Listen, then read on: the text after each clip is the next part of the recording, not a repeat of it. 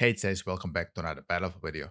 Some leaks suggest that new dynamic lighting was being tested in the 72-hour playtest that everybody played last Friday. 1BF Telegram went into detail how this dynamic lighting worked on Abbasid and Battery, so we're gonna go over that. And EA Community Manager Total FPS responded with a message to all the participants of the Battlefield Labs about a recent survey that took place after the labs concluded, and apparently many people there didn't like some of the options that were given to them. So we're gonna go over his message and so much more into this video. If you're new here, hey, my name is Ace. I play every Battlefield game until Battlefield 6 launches, and I don't plan on stopping anytime soon. So if you want to enjoy some good old Battlefield gameplay and just be in touch with Battlefield 6 and get all the news, good and bad, then please consider leaving a like, comment, and a subscription for future content. Thank you so much for your consideration, man. Let's check what the 1BF Telegram group said about the alleged new dynamic lighting that was being tested in that 72-hour playtest. Surprisingly, I have not yet seen anywhere a demonstration of the dynamic lighting in the new part.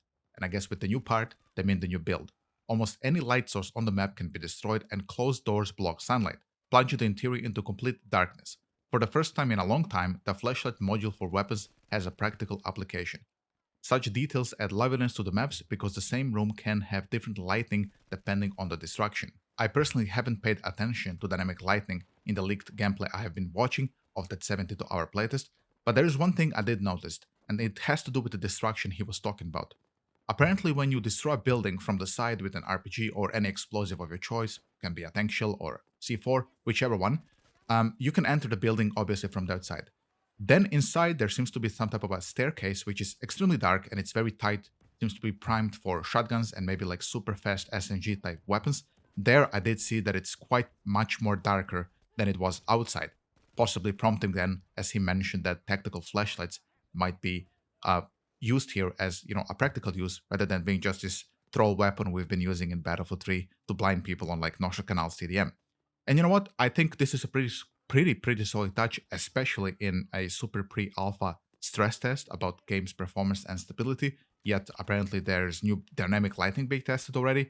I'm gonna go over the leaked gameplay that I have downloaded on my computer from YouTube before everything was taken down to really find what he's speaking about here, that he can destroy light sources and so on. I mean, can you destroy street lamps, maybe some street signs? I know we cannot disable the sun like in Battlefield Friends, that's not what I mean, but like the other so-called artificial lighting, if you could destroy those, I think it would add some pretty eerie, gritty, immersive atmosphere to the maps, especially these more Middle Eastern maps that they're kind of based on, like Abbasid and Battery look to be a little bit in the Middle Eastern style. So, if we can affect the lighting there, I think it's going to add definitely a lot of detail to the map. And in my opinion, when you use dynamic lighting in combination with dynamic weather, you get some really sick scenes like this one. Check it out.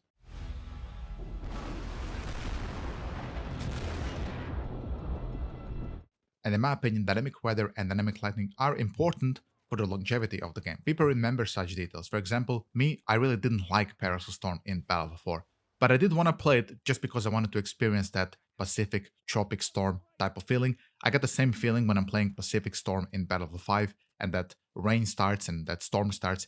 I think it's very cool. It's one of the reasons I sometimes want to go and play those maps. So I definitely think those details have a pull toward certain maps. And even after the game has sunset and it's over, like Battlefield 4, it's been over for a long time now. Yes, I know there's servers, but you know what I mean? I mean, the game is literally irrelevant. We still remember such details like the Parasol Storm clip I showed you.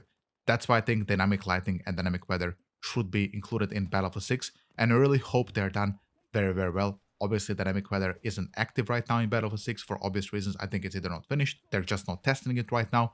But I think in due time, we're gonna see it all combo together, both the lighting and the weather, and I think we're going to see some really sick trailers. Probably one of the other reasons why they were testing dynamic lighting, perhaps to see how it looks. Maybe they're looking for some trailer shots.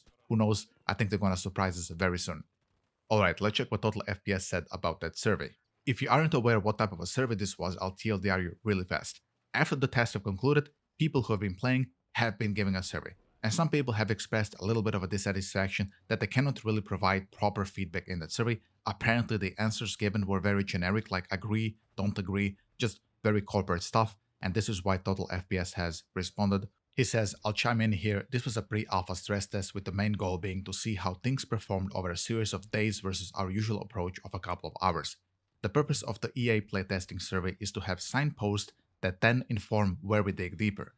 There's also an entirely separate program most don't understand, and that's the Battlefield Workshop. This is a Discord environment for those that are selected to participate in Battlefield Labs on an ongoing basis. And this group has had the different tasks throughout the weekend and had been providing lots of feedback, surveying, and bugs that we then also compare against those earlier stated signposts. All in all, we are creating a full loop program here that lets us really shape the content in Battlefield Labs. So here it is, ladies and gentlemen. Apparently, it is two separate groups. Workshop is like the people we know from Battlefield Labs. It's obviously where all the leaks come from. But this was something different. This is why they're not looking for gameplay feedback or gunplay feedback or anything related to actual gaming for that playtest. They were just looking for maybe some generic things. Did you crash? How much FPS had you had? I don't know, something like technical related. So he cleared that up now. And since we are talking about the technical side of Battlefield 6, allegedly the game has been running very, very well on the PlayStation 5 Pro. I translated this piece of article from a German newspaper. It says, while we're not allowed to show what was shown to us, as the screenshot can be tracked back to the leaker, the framerate overlay showed that the game runs at 100 to 110 FPS, with the lowest dip briefly in the high 80s. Typically, the framerate is around 100 FPS, even in the center of the map, and despite extensive destruction. In pure infantry battles, the framerate remains constant at a smooth 120 FPS. The monitor overlay is considered reliable because it adjusts the refresh rate according to the game's FPS, indicating that VRRR, so the variable refresh rate, is enabled.